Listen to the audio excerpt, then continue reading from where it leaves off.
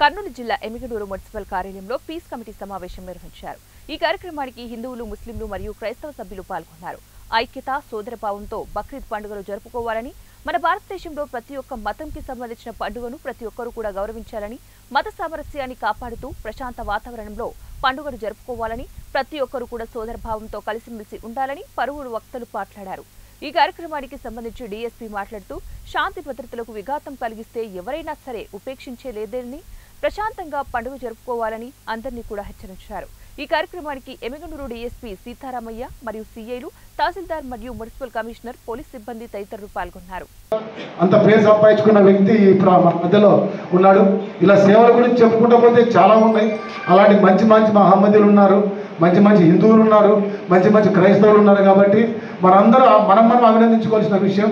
ఒక మంచి వాతావరణంలో మనం ఉన్నదాన్ని సంతోషపడవలసిన విషయం.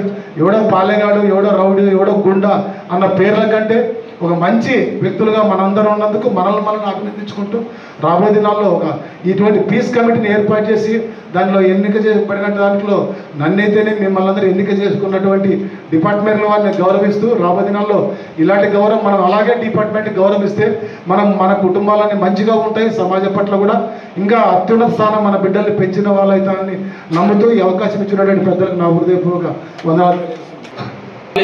మళ్ళీ మన బతికేది రేపు పొద్దున వేస్తానే మళ్ళీ మన ఎవరి పని వాళ్ళు చేయాల్సిందే. హిందూ ముస్లిం మీద ఆధారపడాల్సిందే, ముస్లింస్ హిందూ మీద, క్రిస్టియన్స్ మీద, అందరూ ఆధారపడాల్సిందే, అందరూ అట్లా బతకాల్సిందే. మనమైతే వేరే సపరేట్ అయ్యి వేరే దేశానికి వెళ్ళిపోం కదా. కాబట్టి దాన్ని దృష్టిలో పెట్టుకొని ఖచ్చితంగా అటువంటి ఇన్సిడెంట్ ఎవరు చేసినా కానీ దాన్ని తప్పుగానే చూడండి. అది నిదానంగానే ఖచ్చితంగా పోలీసు వాళ్ళు ఇన్వెస్టిగేషన్ చేసి దాన్ని ఫైనలైజ్ చేస్తారు. కానీ మనం మాత్రం నిర్ణయం తీసుకోవద్దని చెప్పి మీరందరూ తెలుసు, లాస్ట్ టైం స్మాల్ ఇన్సిడెంట్ జరిగింది. దయచేసి అలాంటి ఇన్సిడెంట్ జరగకుండా చూడాలి. అందరూ కూడా మీరు ప్రీవియస్ తెలుసు, గణేష్ నిమజ్జనం అటువంటిది చాలా ఆనందంగా, ఉత్సాహంగా అందరూ కలిసికట్టుగా హిందూ, ముస్లిం, క్రిస్టియన్స్ అనేటువంటి ఎటువంటి భేదాలు లేకుండా అందరూ కలిసికట్టుగా చాలా ఆనందంగా జరుపుకున్నాం.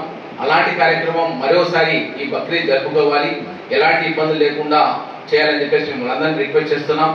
తర్వాత మేము అన్ని ఇంపార్టెంట్ విలేజ్లో, టౌన్స్లో ఇట్లా మీటింగ్లు పెడుతున్నాం.